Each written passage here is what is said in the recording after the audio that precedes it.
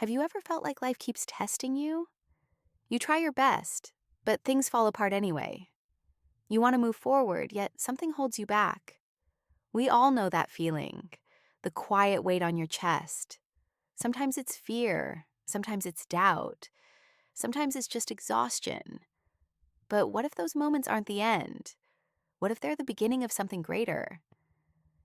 Today, I want to talk about resilience, the power to rise when life knocks you down.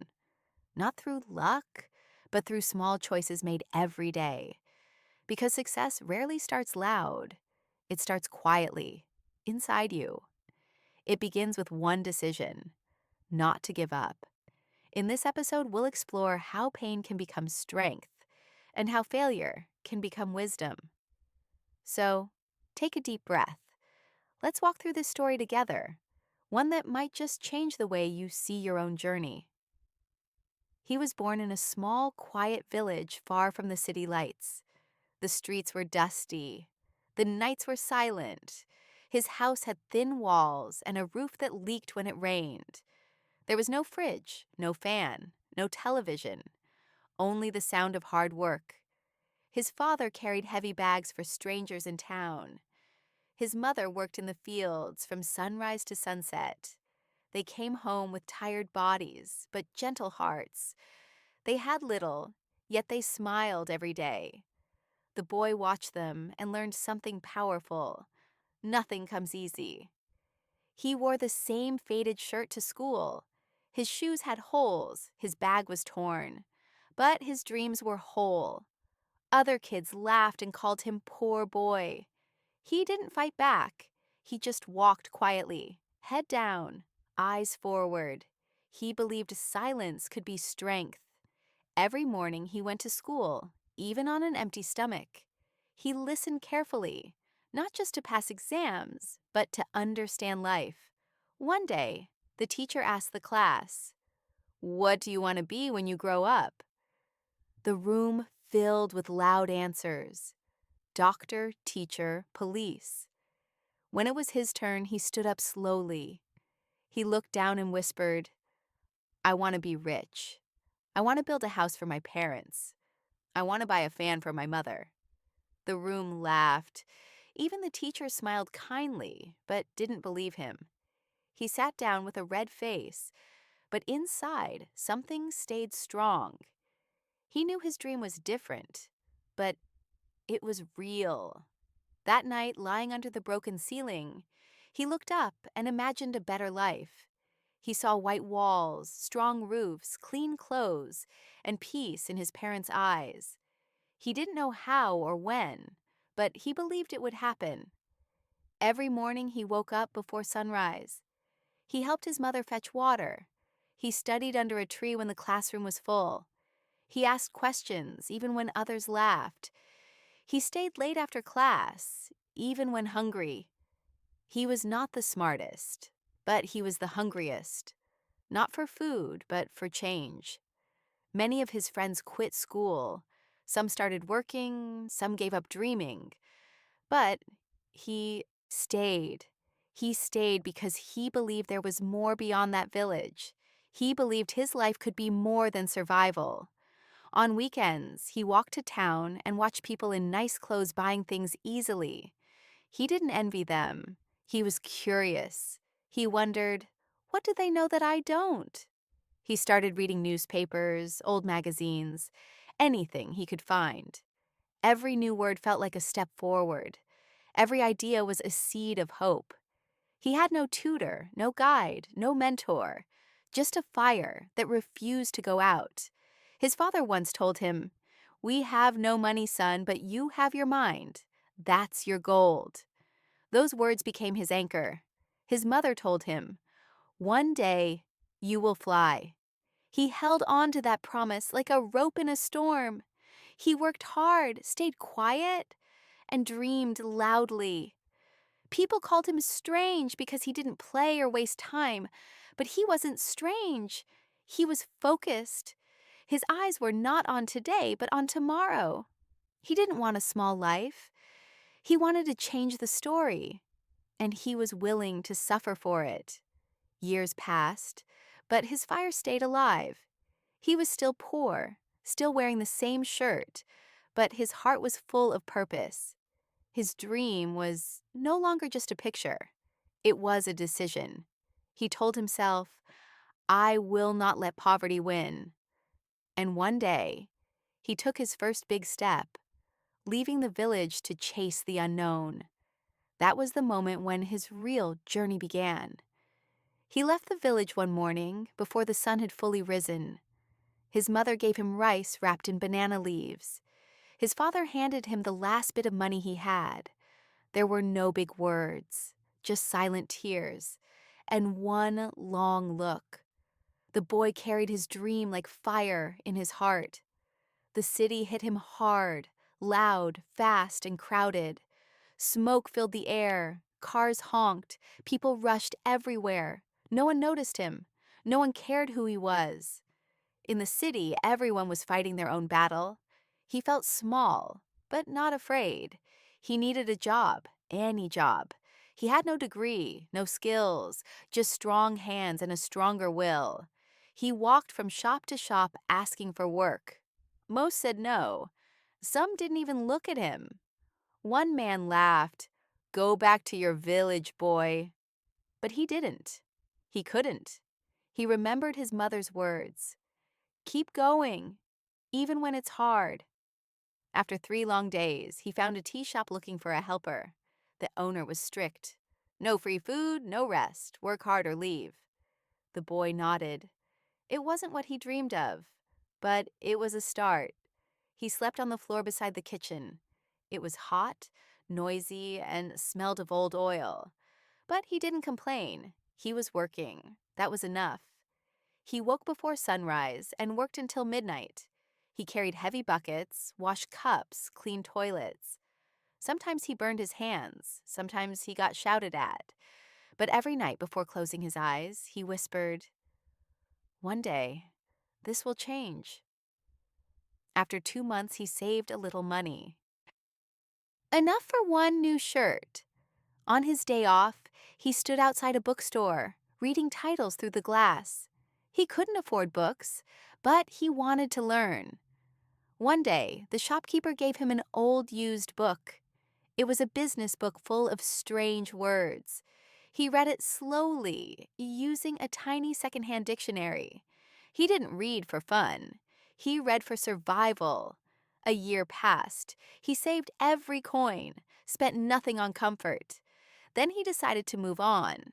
He found work at a warehouse, carrying boxes from trucks. The work was harder, the pay barely enough. His hands were cut and bruised. His back ached every night, but he didn't stop. He stayed quiet, focused, and patient. The other workers laughed at him. "You're too serious." But he wasn't serious. He was determined.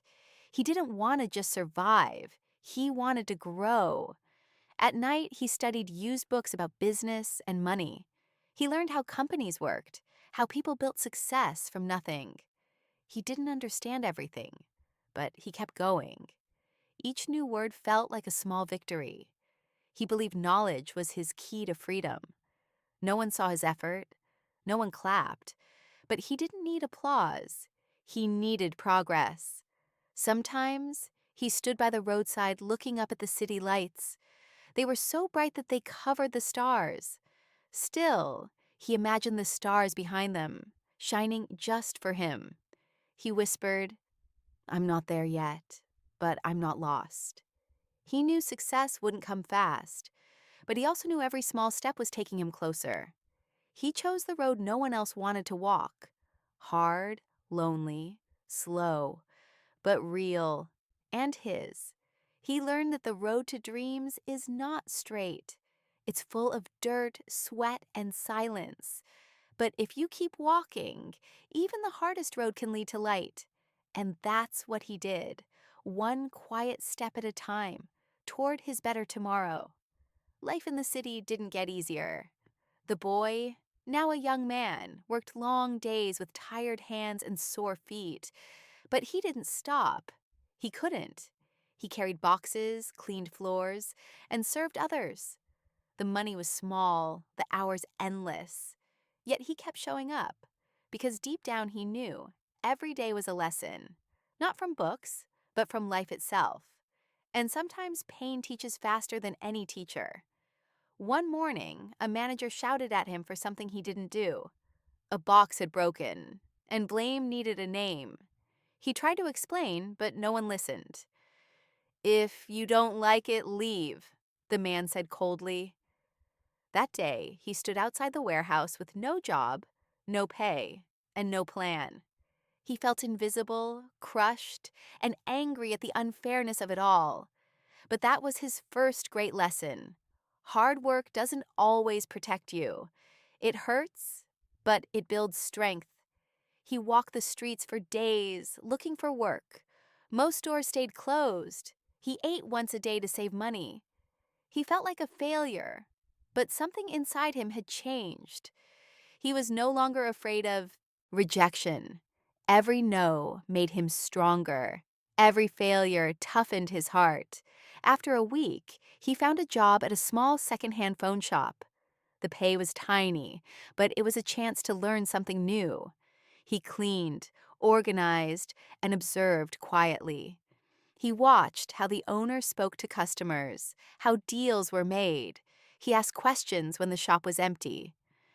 "How do you know if a phone works? How do you fix broken screens?" The owner didn't teach much, but the boy learned by watching. Curiosity became his greatest teacher. One evening, a man came to sell an old phone. The owner was busy, so the boy stepped up. He checked the phone carefully, offered a fair price, and closed the deal. The owner later inspected the phone and smiled. "Not bad," he said. For the first time, someone noticed his effort. That small moment felt like sunlight after years of rain. It wasn't about money. It was about being seen. But mistakes still came. One day he gave the wrong price, and the shop lost money. The owner shouted and almost fired him. That night, he sat alone and asked himself, "Am I really good enough?" He thought about quitting. He thought about going home. But then he remembered his mother's words. "Keep going." He stayed. He worked harder. Failure didn't stop him. It fueled him. He started buying broken phones with his savings. At night, he practiced repairing them. Sometimes he made things worse. Sometimes he made them work again. He watched videos on old phones, read repair tips, asked questions in forums. No one guided him, but he refused to quit. His fingers were cut, his eyes tired, but his heart was alive. Each phone he fixed gave him a little more confidence. He realized something powerful. Books teach knowledge, but pain teaches wisdom. Books give you rules, but life gives you truth. And the truth was clear. Growth demands failure. He began keeping a notebook. Each time he failed, he wrote what he learned. Each time he succeeded, he noted how it happened. That notebook became his teacher. It held his progress, his mistakes, his truth. Over time, he became faster, smarter, more skilled. Customers started trusting him. He wasn't just a worker anymore. He was becoming a problem solver, someone who could create value. Late at night, he'd look out his small window, tired but proud. He had little money, no degree, and no fame. But he had something most people never find: the courage to continue. He learned that success doesn't start with luck. It starts with lessons, the ones you earn through pain, patience, and persistence. And in those quiet nights, surrounded by broken phones and candlelight, he wasn't just fixing things. He was fixing himself. He had spent months at the small phone shop working quietly, learning everything he could. Every mistake, every repair, every late night taught him something new. His hands became faster, his eyes sharper. He could now tell what was wrong with a phone just by the sound it made. The shop owner noticed his growth. He didn't say much, but he trusted him more. Some days, he left the boy alone to manage the shop. It wasn't his business, but he treated it like it was. He cleaned the counters, greeted customers, and kept records carefully. Then, one afternoon, a man walked in carrying a box of broken phones. He looked serious, dressed simply but with quiet confidence. "I work for a small company," the man said. "We collect old electronics from offices. Can you fix these?" The boy opened the box and looked inside. 10 phones, 3 tablets, all dead or damaged. He checked a few and said softly, "I can try. Maybe 6 will work again." The man smiled. "You have 3 days." Those words echoed in his mind as he worked through the night. He didn't have fancy tools, just basic ones and determination. He cleaned, replaced parts, tested, and failed, then tried again. He barely slept, fueled by focus and a quiet hope. On the third day, 6 phones and 1 tablet came back to life. He returned them, unsure what to expect. The man checked each device and looked amazed. "You did all this alone?" "Yes," the boy said, "with simple tools and time." The man handed him cash, more than 2 weeks of pay. It wasn't just money. It was proof that his skill had value. For the first time, someone paid him not for his labor, but for his ability. That small job changed everything. A week later, the man returned with more devices. He said, "My boss is happy. Can you handle 10 to 15 phones a week?" The boy's heart raced. He still worked full-time at the shop, but this new work felt different. It felt like opportunity knocking. He spoke to the shop owner honestly. "Sir, I want to keep working here, but I also want to fix phones in the evening." The owner looked at him for a long time, then nodded. "You've earned it. Just don't let your work here suffer." From that day, his life became even harder and more meaningful. He worked all day in the shop, then fixed phones at night until 2 a.m. His hands were sore, his eyes heavy, but his heart was full. Every repaired phone felt like a small step toward his dream. He saved every coin, not for pleasure, but for progress. After 2 months, he bought a full set of professional tools, the first thing he had ever purchased just for himself. When he opened the box, he smiled quietly. It wasn't just metal and plastic. It was freedom.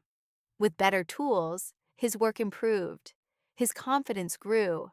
The company trusted him more, letting him decide which phones to fix.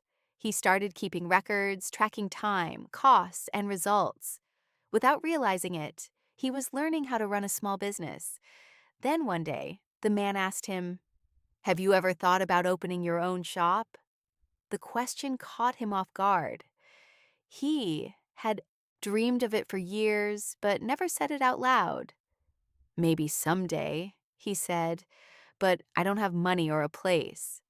The man replied, "If you ever want help, I can connect you with people who support small business ideas." That night, the boy couldn't sleep. His body was tired, but his mind was alive. Maybe this was it, the first real door opening. All those nights of failure and hard work had led him here. He didn't rush. He didn't boast. He just kept working quietly, with more purpose than ever. He learned something profound that day. Opportunity doesn't always arrive loud or bright. Sometimes it comes in a simple box of broken phones. And when it does, you only need one answer. "Yes, I'll try." For a while, everything seemed to move in the right direction. The young man worked day and night, and money began to flow in. Not much, but enough to make him believe that success was close. He rented a small room, bought a proper desk, and fixed phones with confidence. His clients trusted him. His name spread quietly. It looked like life was finally smiling at him. But then, life tested him again. The company that sent him work suddenly stopped calling.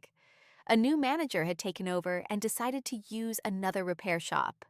Overnight, his steady income disappeared. The savings he had went quickly into rent, food, and bills.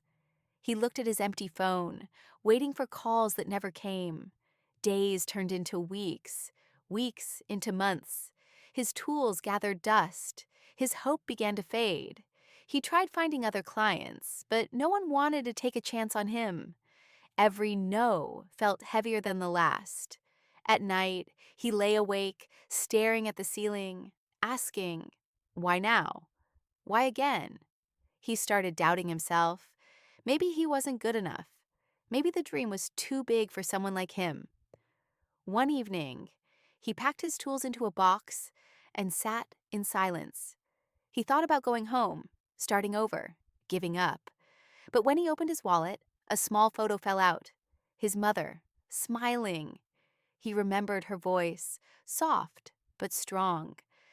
"Don't stop, my son, even when no one believes in you." Tears filled his eyes. He realized giving up would hurt more than failing. He unpacked the tools and cleaned each one carefully, like a promise to himself. He whispered, "I'm not done yet." The next morning, he wrote on a piece of paper, "Build something that helps others like me." He taped it to his wall. It became his compass. He changed his focus. Instead of chasing money, he chased purpose. He began fixing phones for students who couldn't afford repairs. He charged less, sometimes nothing. People noticed. They respected his kindness. Soon, small jobs started coming back. It wasn't much, but it gave him hope.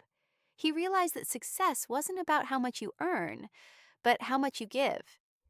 He began to rebuild slowly, step by step. He learned how to manage money better.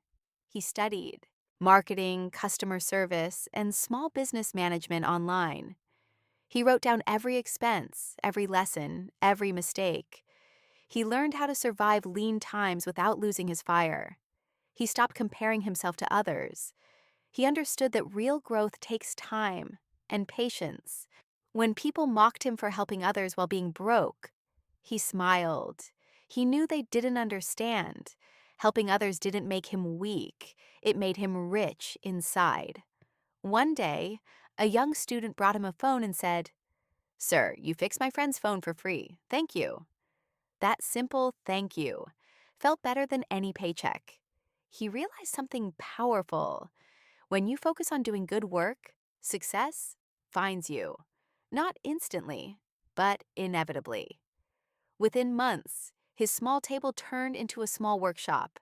His kindness had built a reputation stronger than any advertisement. Clients trusted him not just for his skill, but for his honesty. He found meaning again, not in what he had, but in who he was becoming. He discovered that life will always test you after success. It's not punishment. It's a question. Do you still want it? And when you answer with effort, life rewards you with wisdom. He kept the photo of his mother on his desk. Every time he felt lost, he looked at her smile and remembered why he started. He didn't just fix phones anymore. He fixed lives, one honest act at a time. And though he still had far to go, he had already won something bigger than success. He had found peace in his purpose. For a while, everything seemed to move in the right direction. The young man worked day and night, and money began to flow in. Not much, but enough to make him believe that success was close. He rented a small room, bought a proper desk, and fixed phones with confidence. His clients trusted him. His name spread quietly. It looked like life was finally smiling at him. But then, life tested him again. The company that sent him work suddenly stopped calling. A new manager had taken over and decided to use another repair shop. Overnight, his steady income disappeared. The savings he had went quickly into rent, food, and bills. He looked at his empty phone, waiting for calls that never came. Days turned into weeks, weeks into months. His tools gathered dust. His hope began to fade. He tried finding other clients, but no one wanted to take a chance on him. Every no felt heavier than the last. At night, he lay awake, staring at the ceiling, asking, why now? Why again? He started doubting himself. Maybe he wasn't good enough.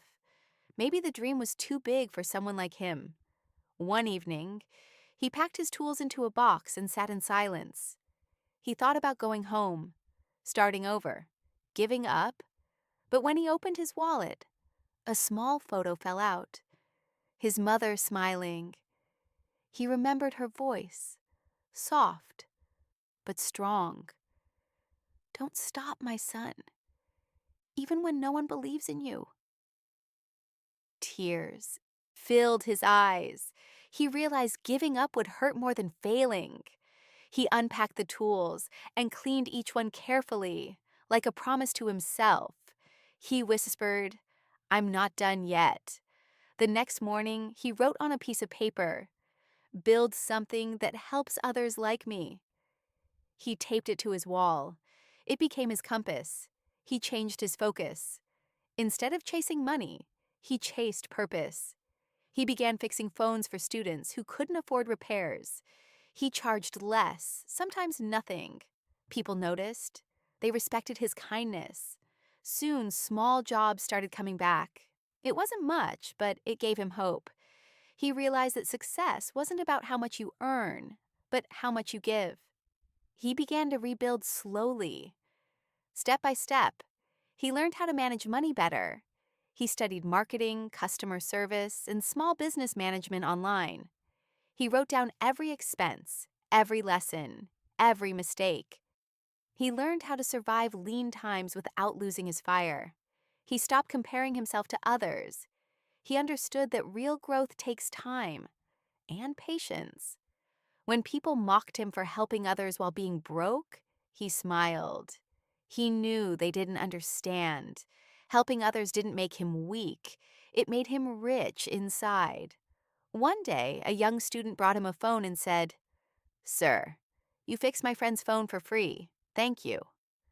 That simple thank you felt better than any paycheck. He realized something powerful. When you focus on doing good work, success finds you. Not instantly, but inevitably. Within months, his small table turned into a small workshop. His kindness had built a reputation stronger than any advertisement. Clients trusted him not just for his skill, but for his honesty. He found meaning again, not in what he had, but in who he was becoming. He discovered that life will always test you after success. It's not punishment. It's a question. Do you still want it? And when you answer with effort, life rewards you with wisdom. He kept the photo of his mother on his desk. Every time he felt lost, he looked at her smile and remembered why he started. He didn't just fix phones anymore. He fixed lives, one honest act at a time. And though he still had far to go, he had already won something bigger than success. He had found peace in his purpose. He had saved just enough to start something new. After years of working, learning, and dreaming, he wanted to build his own place. A small restaurant, nothing fancy, just food made with care. He believed people would come if he cooked with heart. He rented a small corner shop, painted it himself, and made a simple sign. It said, "Good food, honest price." The first day, only 3 people came. The second day, none. The third day, 2 customers, both friends. He smiled anyway. He told himself, it's just the beginning. But weeks passed, and the chairs stayed empty. The food was good, but no one knew about the place. He tried flyers, discounts, smiles. Nothing worked. Bills piled up. Rent was due. He borrowed money to stay open, hoping tomorrow would be better. Tomorrow never came. One evening, after closing early, he sat alone, staring at the empty tables. Tears rolled down his face. He whispered, "Maybe I wasn't meant to do this." He locked the door for the last time that night. That failure cut deep. It wasn't just about losing money. It was losing a piece of his dream. But failure has a strange way of shaping strong people. He didn't know it yet, but this fall would make him wiser. After closing the shop, he disappeared for a while. No social life, no excitement, no big plans. Just silence. He worked small jobs again, saved what he could, and reflected. He stopped chasing quick wins and started building slow foundations. He asked himself hard questions. What went wrong? What did I miss? He realized he had passion but no plan. He knew how to work hard, but not how to manage risk. That realization changed everything. He began studying business properly, marketing, strategy, finance. He read every night after work, taking notes, applying ideas. He learned that success isn't built on emotion, but on structure. He stopped calling his past a failure and started calling it training. In time, he found peace again. He learned to enjoy the quiet. He woke early, exercised, ate simple meals, and stayed focused. He kept helping people when he could, free repairs, small favors, honest advice. That kindness built new connections, slowly but surely. People began to notice his consistency. He didn't rush. He didn't chase attention. He just showed up every day and did good work. Then one day, opportunity found him again. A client he had helped years ago came back with a proposal. I remember how you treated me. Would you like to manage my new store? It was a small electronics shop. The pay wasn't high, but the trust was priceless. He accepted. This time, he didn't make the same mistakes. He kept records, managed inventory, trained staff, and built systems. Within a year, the store doubled its sales. The owner promoted him and gave him a share of profit. He smiled, remembering the empty restaurant. The pain from that failure had taught him how to win. He saved money again, but this time he didn't rush to invest. He planned carefully, step by step. He built a small team, trained them in repair and customer service. He created a workplace that valued honesty and patience.